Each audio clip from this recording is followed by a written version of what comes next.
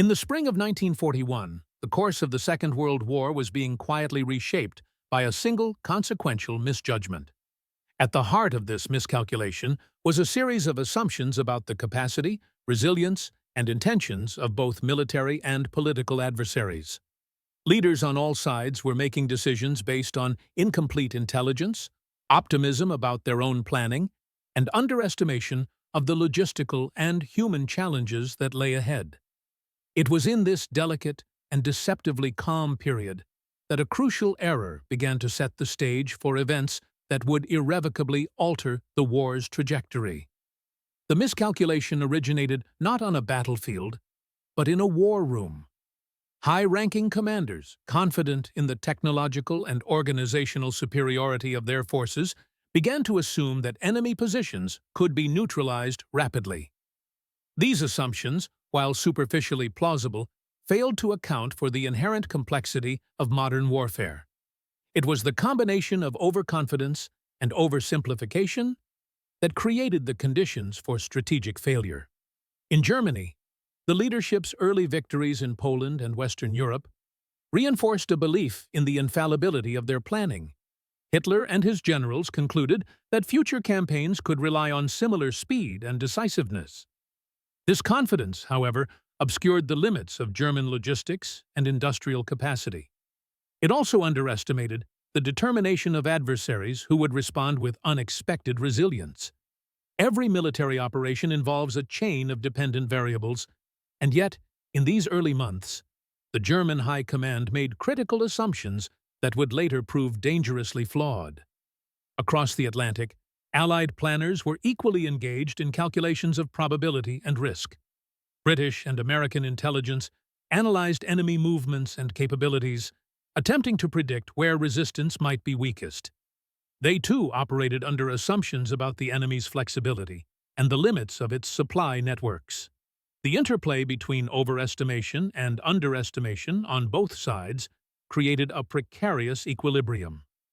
By mid-1941, the miscalculation crystallized in a strategic decision with consequences that would reverberate across multiple fronts.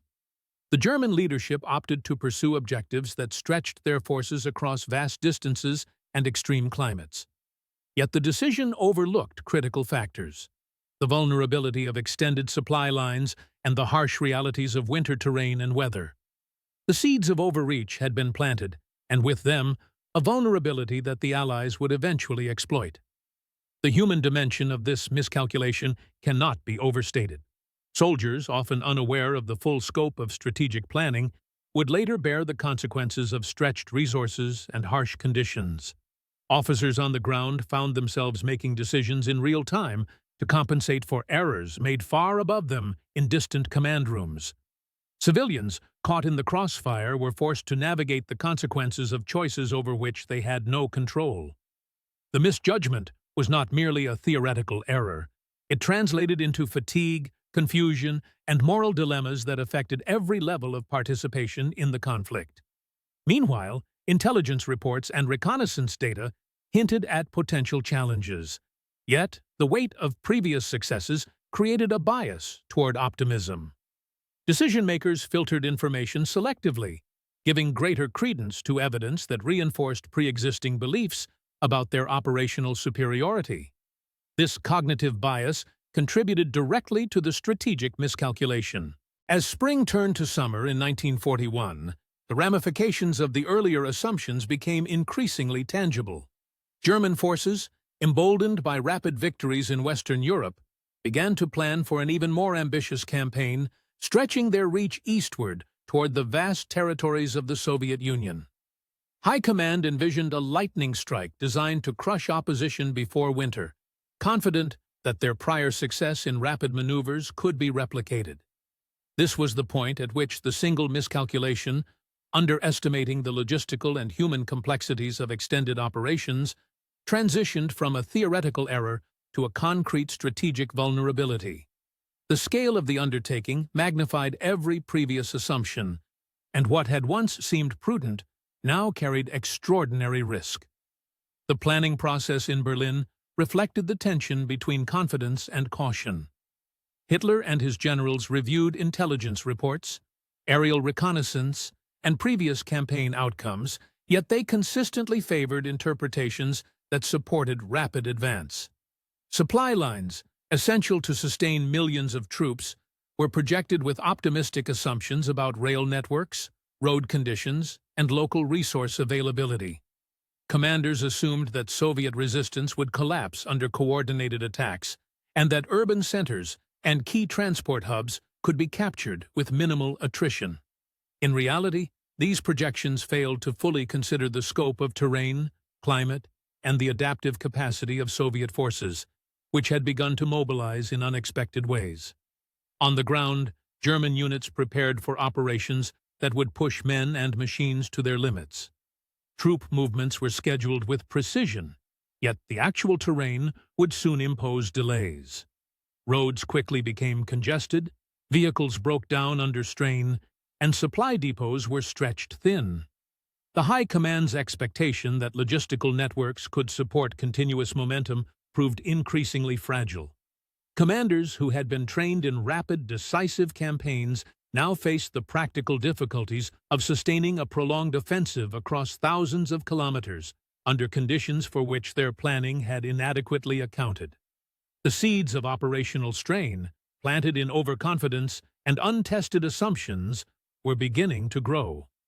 Meanwhile, the Soviet Union, initially perceived as a less organized and easily subdued adversary, demonstrated a resilience that confounded German planners. Local commanders adapted defensive tactics to terrain, weather, and intelligence about enemy movements, slowing advances that had been predicted to proceed smoothly. In villages, forests, and along rivers, Soviet troops created obstacles and delayed forces far beyond what German intelligence had anticipated. The miscalculation at the strategic level, assuming that speed and firepower alone could secure victory, interacted with the realities of resistance on the ground to produce compounding effects. Every delay, every logistical disruption, reinforced the widening gap between expectation and reality. The human dimension of this miscalculation became evident as soldiers confronted both physical and psychological challenges. Troops endured long marches over difficult terrain, shortages of food and ammunition, and exposure to extreme weather. Morale, initially buoyed by confidence in leadership, began to fluctuate as the realities of overextension became apparent. Field officers were forced to improvise, making decisions to maintain cohesion and momentum in the absence of the ideal conditions anticipated by High Command. The strain on human resources highlighted the inextricable link between strategic misjudgment and operational effectiveness. An error in planning reverberates through every echelon of command, ultimately manifesting in fatigue, risk, and unforeseen consequences. Intelligence and reconnaissance continued to play a critical role, yet cognitive biases persisted. German leadership, committed to the belief in rapid victory, interpreted ambiguous information in ways that reinforced their existing assumptions. Reports of slow Soviet mobilization or effective partisan disruption were often discounted or downplayed. This selective processing of information illustrates a recurring theme in military history. Miscalculations are rarely the product of absent intelligence, but of the human tendency to filter data through the lens of expectation and prior success. The single misjudgment at the strategic level thus continued to unfold, its effects magnifying as operational realities diverged from initial predictions. By the early summer months, the operational picture had become increasingly complex. As summer progressed into 1941, the ramifications of the initial miscalculation became increasingly visible on the Eastern Front. German forces, advancing into the vast expanses of Soviet territory, found themselves facing a reality far harsher than intelligence and planning had suggested. The sheer scale of the terrain, combined with inadequate infrastructure and severe supply challenges, began to erode the assumptions that had guided the campaign from its inception. What had been considered a swift, decisive operation now unfolded as a grueling series of advances, punctuated by delays, unexpected resistance, and the relentless strain of maintaining cohesion over thousands of kilometers. The operational tempo, initially designed to overwhelm opposition before winter, began to falter.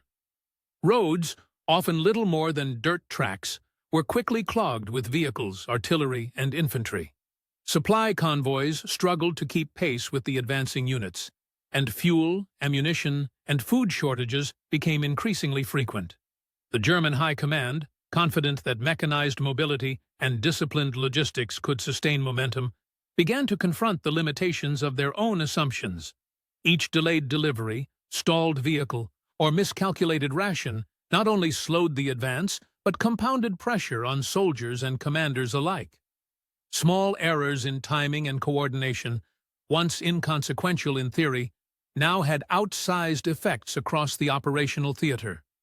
Soviet forces, initially expected to crumble under rapid assault, displayed a remarkable capacity for adaptation. Defensive positions were reinforced, retreats were conducted in an organized manner, and counterattacks were executed with precision. Local knowledge of terrain allowed Soviet units to exploit choke points and natural obstacles, slowing the German advance and forcing adjustments to pre-planned routes. The interaction between German overconfidence and Soviet resilience created a dynamic tension. Every step forward required careful negotiation of logistical and tactical challenges, highlighting the growing gap between expectation and reality. The miscalculation at the strategic level was increasingly manifesting as operational strain, forcing the German army to improvise in ways that undermined the original vision of rapid conquest. The human cost of this misjudgment was evident at every level. Soldiers, often exhausted by long marches, inadequate rations, and exposure to harsh conditions, experienced fatigue and lowered morale. Commanders on the front lines were compelled to make difficult decisions in real time, frequently compensating for errors made far from the battlefield. The psychological burden of sustaining offensive operations in the face of unexpected resistance added to the physical challenges, highlighting the interdependence of strategy, logistics, and human endurance. Even highly disciplined units could not fully counteract the compounded effects of planning errors and operational strain. Weather began to play a critical role in shaping events, exposing further flaws in the initial assumptions. The onset of rain and early autumn conditions transformed roads into quagmires, slowing vehicle movements and complicating supply lines. Cold nights sapped soldiers' energy, while mud and water damaged equipment, further hindering progress. These environmental factors, largely anticipated but underestimated in their impact, amplified the consequences of the miscalculation. The campaign, intended to be swift and decisive, was now entering a phase defined by attrition, improvisation, and adaptation, an outcome that might have been avoided had the original assumptions been more conservative. Intelligence continued to inform command decisions, but the fog of war introduced unavoidable uncertainty. Reports of Soviet troop movements, partisan activity, and logistical disruptions arrived piecemeal, forcing leaders to weigh incomplete information. The cognitive bias that had influenced initial planning persisted. Successes in Western Europe reinforced confidence in preconceptions, even as evidence mounted that the Eastern campaign would not follow the same pattern. Commanders had to balance the desire for rapid achievement with the mounting awareness that overextension could jeopardize the entire operation. The miscalculation, once abstract, had now become a tangible force shaping every decision and every movement. As units pressed deeper into Soviet territory, the compounding effects of logistical strain, environmental challenges, and resilient opposition became unavoidable. The original misjudgment, assuming that speed, firepower, and prior success would guarantee continued victories, revealed itself as the pivot upon which the broader campaign would hinge. As the late summer of 1941 unfolded, the scale of the German miscalculation became increasingly impossible to ignore. While initial advances into Soviet territory had proceeded with impressive speed, the operational limits of the army soon became apparent. Supply lines, designed with optimism, were strained far beyond their capacity. Rail networks, intended to move troops and material efficiently, were frequently damaged or unavailable, forcing convoys to traverse unpaved roads over difficult terrain. Vehicles broke down under constant use, and units were often forced to carry insufficient ammunition, fuel, and rations for extended operations. Each logistical shortfall magnified the consequences of the initial error in judgment, highlighting the fragile interdependence of planning and execution. The human consequences of these strains were profound. Soldiers faced long marches, extreme heat during the day, and the onset of cold nights as autumn approached. Exhaustion, illness, and the psychological weight of continuous forward movement began to erode morale. Officers on the front lines were confronted with decisions that required improvisation in the absence of clear guidance from high command. Many of these officers had been trained to follow carefully orchestrated plans, yet now had to respond to unforeseen challenges in real time, balancing risk to their troops against the imperative to maintain operational momentum. The miscalculation at the strategic level was cascading downward, shaping not only strategy, but the daily experience of individuals in the field. Meanwhile, Soviet resistance continued to defy German expectations. While early assessments had assumed that morale and organizational coherence would collapse under rapid assault, Soviet units increasingly demonstrated adaptability and determination. Local commanders employed defensive in-depth tactics, allowing for organized withdrawals while inflicting attrition on advancing German forces. Supply depots and communication lines were often protected or rebuilt, delaying German attempts to secure resources. Partisan activity in occupied territories further complicated operations, disrupting lines of communication, sabotaging transport, and creating persistent uncertainty about the enemy's true strength and positioning. The German High Command, operating under assumptions of speed and superiority, found itself continuously reacting to a dynamic and resilient opponent. Intelligence reports, while increasingly detailed, were filtered through cognitive biases reinforced by previous victories. German commanders interpreted ambiguous or adverse information in a manner that often minimized the severity of logistical and tactical problems. Reports of vehicle shortages, fuel depletion, or unexpected resistance were sometimes discounted, delayed, or downplayed, in part due to the overconfidence born of early success. This pattern of selective attention reinforced the initial miscalculation, producing a feedback loop in which strategic error compounded operational challenges. The army advanced, but the pace of progress was dictated as much by the constraints of misjudgment as by enemy opposition. By the autumn months, the strategic implications of the miscalculation were increasingly severe. The extended lines of communication and supply became increasingly vulnerable to both environmental factors and enemy action. Rivers, forests, and poor road networks slowed movement, while harsh weather began to impede both soldiers and machinery. Operational planning, originally designed for rapid, decisive engagement, now faced the dual challenges of sustaining forces in overextended positions and compensating for unforeseen resistance.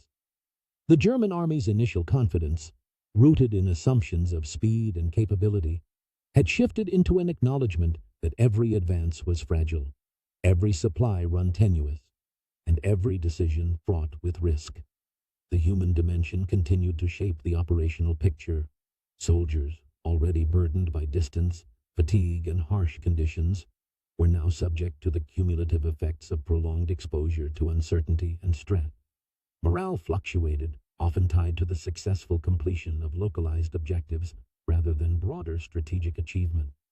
Officers on the front lines were forced into a continuous cycle of assessment and improvisation, balancing the constraints imposed by miscalculation against the realities imposed by the enemy and terrain. The misjudgment, abstract at its origin, had become tangible in the lived experience of thousands of individuals, whose endurance, adaptability, and discipline now carried the campaign forward. As supply shortages, environmental challenges, and resilient opposition converged, the broader consequences of the miscalculation became evident at the operational level. By the early winter months of 1941, the full consequences of the strategic miscalculation were becoming undeniable. German forces, which had initially relied on speed, superior planning, and confidence in operational efficiency, now found themselves contending with compounded difficulties. What had been envisioned as a decisive campaign was increasingly defined by attrition, improvisation, and the relentless challenge of sustaining operations over vast distances. The original error, rooted in assumptions about logistical resilience and enemy weakness, was now the dominant factor shaping every movement and decision. The operational strain was immediately evident. Units advancing into key Soviet regions faced vehicles breaking down at unprecedented rates. Artillery was delayed or immobilized, and rations were insufficient to maintain the energy of soldiers facing long, arduous marches. Commanders were forced to make continuous adjustments, improvising solutions to problems that had not been anticipated. The human dimension was critical. Exhaustion and low morale increasingly influenced the effectiveness of even well-trained troops. Officers had to balance the demands of maintaining momentum with the very real limitations of personnel and materiel. Soviet forces, contrary to German expectations, had begun to exploit both terrain and time with remarkable effectiveness. Defensive in-depth tactics allowed them to absorb initial assaults, then regroup and counterattack in ways that German intelligence had failed to predict. Key transport routes, previously assumed secure for rapid advances, were repeatedly targeted and disrupted. Local resistance and partisan operations created uncertainty, forcing German units to allocate forces to tasks that were never part of the original operational plan. Each adjustment, while tactically necessary, further stressed supply chains and complicated coordination across multiple fronts. The winter season compounded the difficulties. Roads turned to mud and ice, vehicles were immobilized, and cold-related illnesses began to afflict both soldiers and animals. The initial assumption that speed and coordination would compensate for environmental challenges proved increasingly flawed. Operational plans could not adequately accommodate the unpredictability of harsh weather and the adaptability of the enemy. At the command level, the strain became apparent in both communications and decision-making. Orders issued from Berlin were increasingly impractical, as the conditions on the ground diverged from expectations. Field commanders were required to interpret and modify directives, balancing strategic intent with operational reality. The tension between centralized planning and decentralized adaptation created friction. Each decision carried added weight, as minor errors or delays could now cascade into significant operational consequences. The miscalculation also had profound effects on morale, both within the military and among civilians in occupied areas. Soldiers, weary from long campaigns under challenging conditions, were forced to confront the realities of overextension. Civilians in contested regions faced requisitions, displacement, and the uncertainty of shifting front lines. The human consequences were a direct reflection of the error at the highest level. A single flawed assumption had rippled outward. As operations continued, German planners began to recognize the limits imposed by their own error. Yet the opportunity to rectify the miscalculation had largely passed. The initial assumptions had already shaped the campaign, narrowing options and creating vulnerabilities that could not easily be corrected. As 1942 drew to a close, the Eastern Front stood as a testament to the enduring consequences of a single strategic miscalculation. German forces, though still disciplined and well-equipped, were operating within a framework defined by limitations their planners had not anticipated. The original assumption that rapid advance, logistical efficiency, and the presumed fragility of the Soviet defense could secure a swift victory had proven fundamentally flawed. Every movement, every allocation of resources, every tactical engagement had been shaped by this misjudgment. By late 1942, the consequences were no longer theoretical. They were concrete, pervasive, and unavoidable. Operationally, the German army was increasingly reactive. Supply lines stretched across hundreds of kilometers demanded continuous maintenance and protection. Forward units required careful pacing to avoid collapse. Weather conditions, from the summer heat to early winter snows, compounded the difficulty of movement and maintenance. Tactical decisions were no longer made solely on the basis of achieving strategic objectives. They were equally influenced by the necessity of mitigating the cascading effects of the original miscalculation.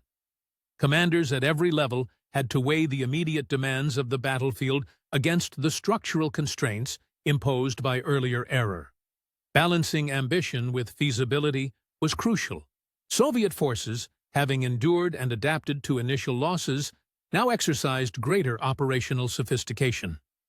Defensive fortifications were robust, mobile units exploited German vulnerabilities, and partisan activities continued to disrupt supply and communication networks. These measures were not solely reactive.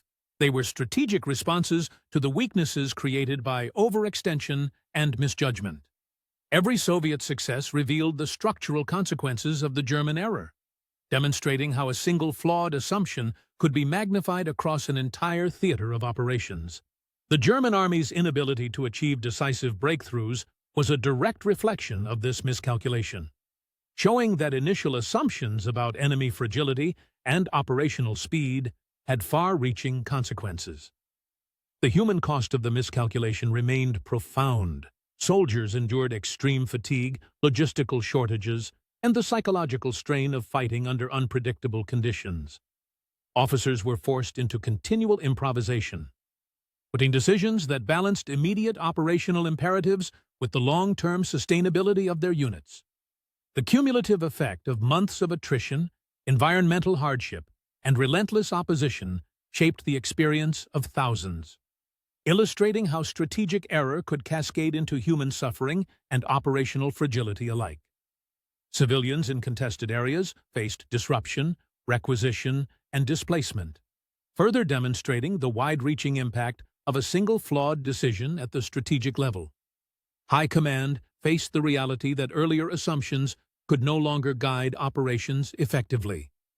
Orders and plans had to be continuously revised.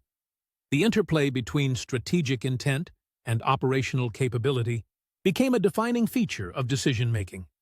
The German army's strategic initiative was increasingly constrained by logistical realities, environmental challenges, and the adaptive response of the Soviet forces. What had been envisioned as a campaign of rapid victory had become a complex, attritional struggle, in which every action was shaped by the limitations imposed by the original miscalculation. The war's momentum was no longer defined by ambition or ideology, but by the practical constraints of error, endurance, and adaptation. By winter 1942, the structural consequences of the miscalculation were fully apparent. German forces, though still formidable, were compelled to operate reactively. Carefully managing supply, movement, and manpower was essential. Tactical successes were measured and often localized rather than decisive. Each engagement reflected the ongoing need to mitigate prior errors. The original misjudgment had transitioned from a theoretical oversight into a pervasive determinant, influencing operational, tactical, and human realities across the theater. Every challenge faced by the German army, from supply shortages to environmental hazards, from partisan disruption to the resilience of Soviet defense, was magnified by the cumulative effect of this single error. In reflecting on the course of the campaign, it becomes evident that the consequences of miscalculation extend far beyond immediate tactical or operational outcomes. A single flawed assumption made in planning rooms far from the front can shape months of operations, dictate the tempo of advances, constrain decision-making, and influence the human experience of war. The German experience in 1942 demonstrates how an initial misjudgment, seemingly minor.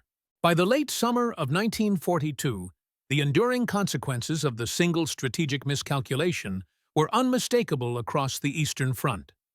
German forces, though still formidable in their tactical capabilities, were now contending with a complex interplay of operational overextension, environmental constraints, and increasingly capable Soviet opposition.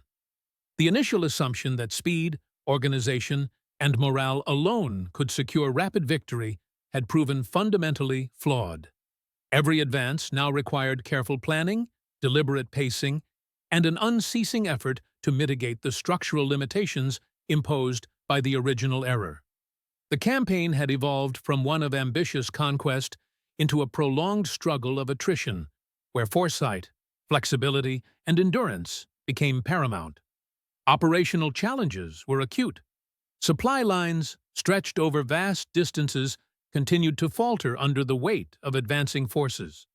Rail networks remained insufficient to meet the growing demands of forward-deployed units, forcing trucks and animal transport to cover terrain that was often impassable or poorly maintained.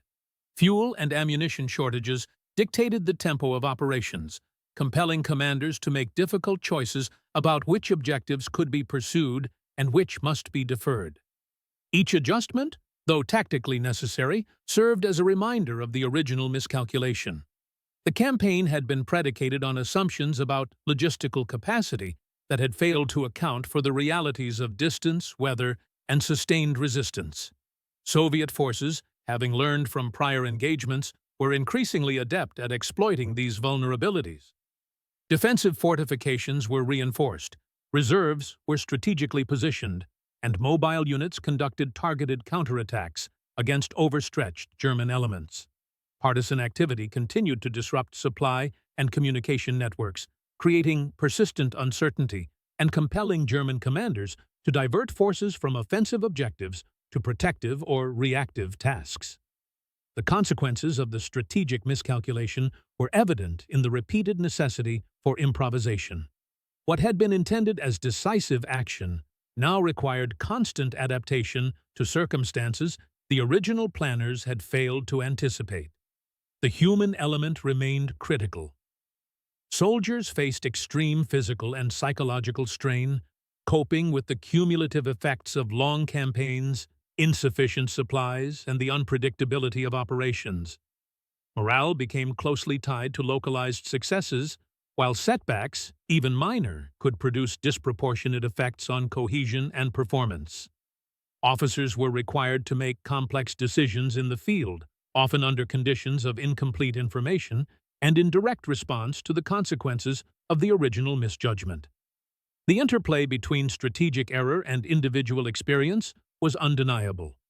The miscalculation had cascaded downward, shaping the daily realities of thousands of men across the front. Command decisions were further complicated by the persistent gap between high-level strategic goals and operational realities. Berlin's expectations remained ambitious, grounded in the assumption that rapid victory was achievable, while the operational environment reflected the opposite. Orders were often impractical or delayed, requiring field commanders to interpret, modify, and implement directives in ways that balanced immediate tactical necessity with longer-term sustainability. The miscalculation at the highest level thus not only constrained strategic options, but created continuous operational friction, forcing improvisation, prioritization, and judgment under pressure at every echelon. Environmental conditions amplified these challenges. Summer heat alternated with torrential rains, turning roads into quagmires and complicating mobility for infantry, artillery, and armored units. Rivers and streams presented ongoing obstacles, while mechanical failures and maintenance issues further slowed movement. Each operational decision was now influenced as much by environmental constraints as by enemy action, emphasizing the enduring consequences of the initial misjudgment. What had once been a campaign defined by speed and decisiveness was now dictated by the limits imposed by terrain, weather, and overextension. By autumn 1942, the full weight of the miscalculation was evident in both operational and strategic terms. German forces could no longer rely on rapid maneuver to achieve decisive results. Their initiatives were increasingly reactive, constrained by the need to protect supply lines, sustain troops, and manage attrition. Each engagement, from localized skirmishes to larger offensives, was shaped by the cumulative effects of earlier errors, and the campaign's trajectory was dictated by the interplay of limitation and necessity, rather than ambition. As spring transitioned into summer in 1942, the compounded consequences of the initial miscalculation were becoming starkly evident across the Eastern Front. The German army, despite its formidable training and equipment, was increasingly constrained by the structural vulnerabilities imposed by overextension, logistical strain, and the endurance of Soviet forces.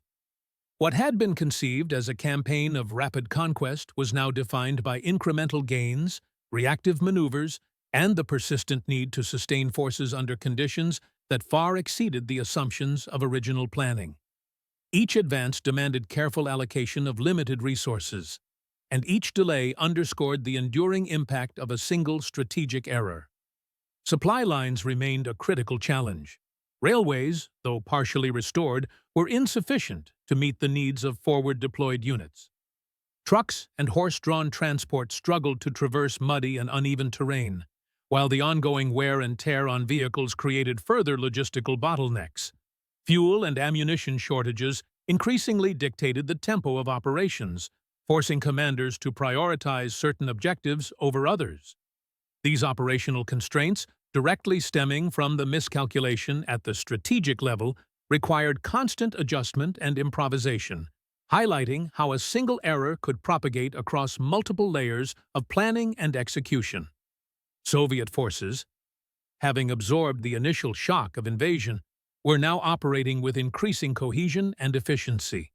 Defensive lines were strengthened, supply depots reorganized, and mobile units positioned to exploit German overreach. Counteroffensives, though measured, were executed with precision and often focused on vulnerable flanks or supply points. Partisan operations continued to disrupt communications and transportation, creating an environment of continuous uncertainty for German planners. Every tactical success for the Soviets revealed the consequences of the original misjudgment, emphasizing the disparity between the German army's assumptions and the operational realities of the Eastern Front. The human dimension remained a central factor in the unfolding campaign. Soldiers faced extreme fatigue, heat during the day, and lingering effects of exposure to cold nights in previously captured territories. Morale fluctuated with the success of localized objectives, yet the persistent difficulties in supply, transport, and command created a sense of cumulative strain. Officers had to navigate the delicate balance between executing high-level directives and responding to the immediate needs of their troops. The miscalculation at the strategic level thus became inseparable from the lived experience of individuals, demonstrating how a single error could shape both macro and micro-level aspects of warfare. Commanders at all levels were forced into continuous adaptation. Operational plans required frequent revision, and the interpretation of intelligence became increasingly critical. Reports of Soviet troop movements, partisan disruptions, and logistical limitations demanded that decisions be made with incomplete information. High command, while aware of these challenges, had already committed to objectives that reflected earlier assumptions of speed and decisiveness. The tension between ambition and reality defined the decision-making environment, forcing improvisation and reactive measures that highlighted the enduring consequences of the miscalculation. Environmental conditions further complicated operations. Roads remained inconsistent, rivers and streams posed mobility challenges, and the summer heat placed additional strain on men and equipment. Mechanical failures were frequent, and the pace of movement was dictated more by logistical necessity than strategic initiative. These environmental factors, combined with overextended supply lines and resilient opposition, created a situation in which every operational decision carried amplified risk. The initial strategic error, once abstract, now shaped both the possibilities and limitations of action across the theater. By mid-1942, it was increasingly clear that the miscalculation had become a structural reality, influencing not only immediate tactical decisions, but also the broader trajectory of the campaign. The German army's ability to seize initiative was constrained, and operational momentum required careful management rather than the rapid, decisive movement originally envisioned. Each engagement, supply allocation, and maneuver was framed by the limitations imposed by the earlier error, demonstrating how a single flawed assumption at the highest strategic level could cascade into operational and human realities with profound consequences for the war's trajectory. As winter deepened in late 1941, The consequences of the strategic miscalculation became inescapable. German forces, already overextended across vast distances in the Soviet Union, found their assumptions about speed, supply, and enemy collapse increasingly at odds with the harsh reality of operations. The initial expectation that logistical networks could sustain continuous advancement was now thoroughly tested by snow, ice, and freezing temperatures that immobilized vehicles, impaired communication lines, and fatigued troops. What had begun as a campaign of rapid conquest had evolved into a grueling struggle, where every mile gained demanded disproportionate effort, resources, and human endurance. The operational strain on supply lines became increasingly severe. Railways, often damaged or insufficient to meet demand, forced reliance on trucks and horse-drawn transport over roads rendered nearly impassable by mud and ice. Fuel shortages limited the mobility of armored units, while artillery units faced challenges in maintaining firing positions and ammunition stocks. Commanders on the ground were forced to make real-time adjustments, reallocating scarce resources and improvising solutions to maintain offensive capabilities. These adjustments, while necessary, were always constrained by the original assumptions of rapid advance, a miscalculation that now imposed strict limits on operational flexibility. Soviet forces, meanwhile, demonstrated a remarkable capacity for endurance and adaptation. They had learned from initial encounters and now employed defensive strategies that maximized the natural advantages of terrain and weather. Cities and fortified positions were defended with disciplined coordination, while mobile units harassed German supply lines and flanks. Partisan activities intensified, disrupting communications, sabotaging transport routes, and creating an environment of uncertainty that German planners had failed to anticipate. Each defensive success by Soviet units exploited the vulnerabilities created by German overreach, amplifying the consequences of the miscalculation and forcing the Germans into reactive, rather than proactive, operations. The human cost of the miscalculation was stark.